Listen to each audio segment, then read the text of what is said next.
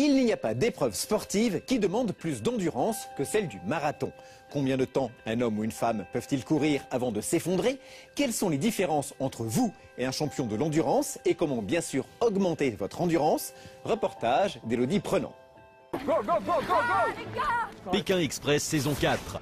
L'épreuve d'endurance dans la jungle thaïlandaise amène les participants très près de leur limite physique. Caroline est une des candidates qui a souffert le plus. Elle est à bout de force. Le souffle coupé, les jambes qui lâchent, elle craque. C'est pas que je ne veux pas, c'est que je ne peux pas. Quelles sont les limites du corps humain? Pour le comprendre, direction le laboratoire d'études de physiologie de l'exercice, le LEF, à Évry. Véronique Billat, directrice du laboratoire, et son équipe scientifique vont tester 2 volontaires. Jeff, jogger du dimanche, et Cyril, marathonien. Objectif, comprendre les limites de l'endurance d'un amateur et celles d'un marathonien. Car être endurant, ce n'est pas seulement inné, ça se travaille. L'endurance, c'est 30% de génétique seulement et 70% d'environnement, d'acquis. Donc dans l'environnement, il y a la nutrition, le type d'entraînement, le repos. Pendant l'effort, tout comme un moteur de voiture, le muscle a besoin de carburant qui est transporté par le sang. Ce carburant se compose de sucre, les glucides, de graisse, les lipides, qui seront brûlés par de l'oxygène. Mais tout le monde n'utilise pas ces carburants de la même manière. Jeff et Cyril vont donc tour à tour monter sur le tapis pour un test d'effort extrême sous contrôle médical. On leur pose des électrodes pour surveiller leur fréquence cardiaque pendant l'effort et on les équipe d'un masque pour mesurer leur consommation d'oxygène. L'épreuve de torture peut commencer. Au fur et à mesure, la vitesse du tapis va s'accélérer.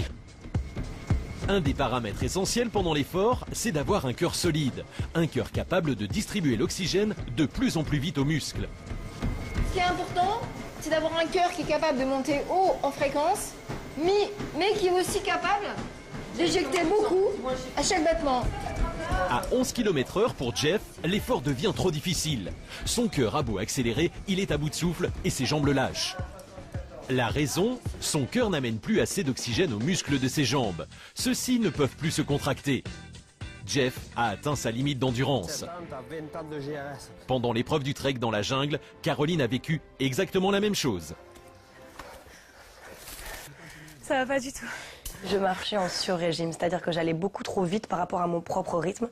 Je pense que j'aurais pu en fait mieux gérer l'effort et ne pas m'arrêter dans cette côte. Simplement là, c'était plus possible.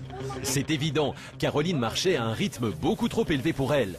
Mais alors, comment fait-on pour connaître son rythme idéal, celui qui nous fera tenir le plus longtemps? Pour le comprendre, revenons à notre expérience. Souvenez-vous, Jeff, notre coureur amateur, a craqué à 11 km/h. Une vitesse bien au-dessus de ses capacités physiques.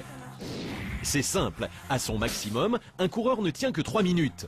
En courant moitié moins vite, il tient 3 heures. Et en courant à seulement un tiers de son effort maximal, il peut tenir 10 heures.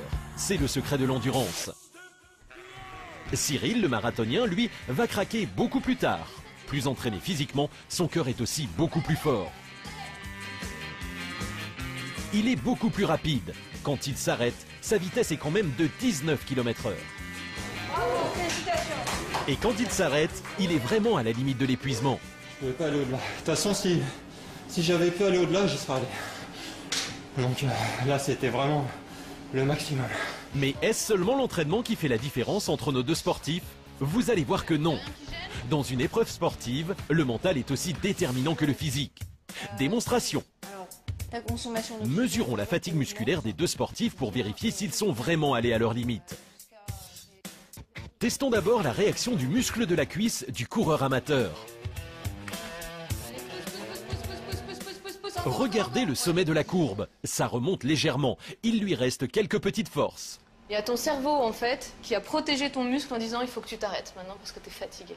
Il a bien un bon système de sécurité qui lui dit quand il fait un effort difficile, à un moment il faut qu'il s'arrête sinon c'est dangereux pour sa santé.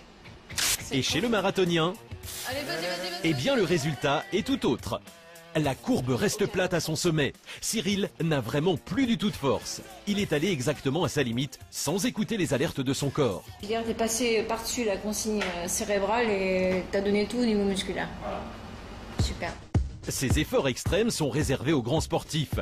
Alors quand vous faites votre jogging du dimanche, si vous avez mal, c'est que votre corps vous alerte. N'ayez pas honte, ne faites pas comme Caroline, ralentissez avant d'avoir épuisé toutes vos forces. Le secret de l'endurance, c'est donc de connaître ses propres limites pour ne jamais les dépasser. Au bon rythme, notre corps est une machine qui peut tenir des heures sans s'arrêter. Et pour finir, voici la question qui vous permettra peut-être de gagner, si vous jouez avec nous, la somme de 3 000 €. Le manque d'eau dans le corps s'appelle 1. La désodorisation ou alors 2. La déshydratation. Pour jouer par téléphone, vous appelez le 36 26 ou bien par SMS, vous envoyez 1 ou 2 au 71 600. Le règlement et les modalités de remboursement sont disponibles sur m6.fr. Bonne chance. La semaine prochaine, comment la nature nous fait du bien. Vous verrez pourquoi l'air de la montagne régénère vraiment notre corps, comment la mer peut nous soigner et plus étonnant encore, pourquoi la forêt fait baisser notre niveau de stress. Très bonne soirée sur M6, à dimanche prochain, au revoir.